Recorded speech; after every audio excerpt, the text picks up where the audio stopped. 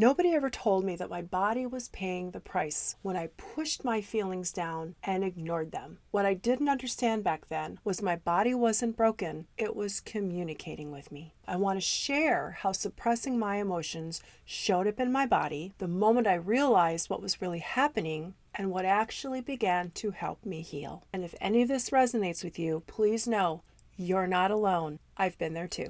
For as long as I can remember, I felt like an outsider. Even as a child, I felt like I was looking in from the outside, wondering what in the world was wrong with me. I was sensitive and empathic, and I was often told, directly or indirectly, to quit being that way. In my home, being worthy meant being a good little girl, following the rules, getting good grades, not causing problems, and not expressing too much emotion. So I learned very early it wasn't safe to share how I really felt inside. So staying quiet became my way of protecting myself. My home growing up was not a place of warmth and safety. My parents were doing the best with what they were given, but unresolved trauma, emotional unavailability from their own parents, and fear, especially around money, were part of the atmosphere that I grew up in and absorbed. I learned not to share my emotions, not speak up, and definitely don't be vulnerable. Looking back, it wasn't weakness. I was surviving in the only way that I knew how. Now, what I didn't understand at the time is that my body was carrying all the emotions that I had not expressed during my lifetime. In college, I stayed in the engineering program that I really didn't want to be in. I wanted to quit that program. It never occurred to me that I had other options. And that constant stress resulted in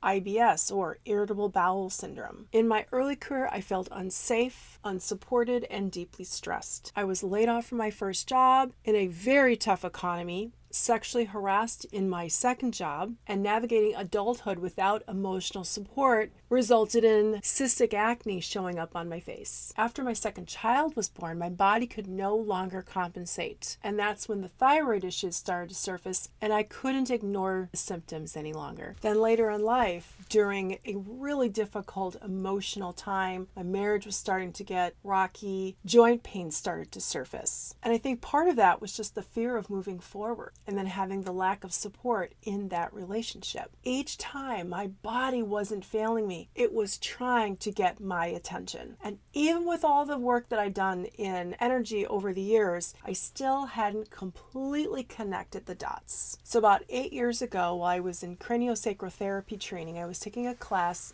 in somato emotional release. And that's when I learned something that changed everything for me. The body stores unprocessed emotions. And when emotions don't have a voice, the body will find a way to make itself heard. I also began learning about ancestral patterns and epigenetics, and that trauma doesn't end with one generation, that it can be passed down from generation to generation. And I realized I was too young to feel this tired and heavy and disconnected, that there had to be a better way. And for the first time, I made a conscious decision to start to take back my power. As I began working with energy, clearing out old emotional and ancestral patterns, my nervous system had to recalibrate. Healing wasn't about fixing myself, it was about bringing my body back to balance, body, mind, and spirit, that place of harmony. What helped me most was learning about how to be present without judging myself. Meditation helped me create inner safety. Spiritual counseling helped me feel supported and heard. Journaling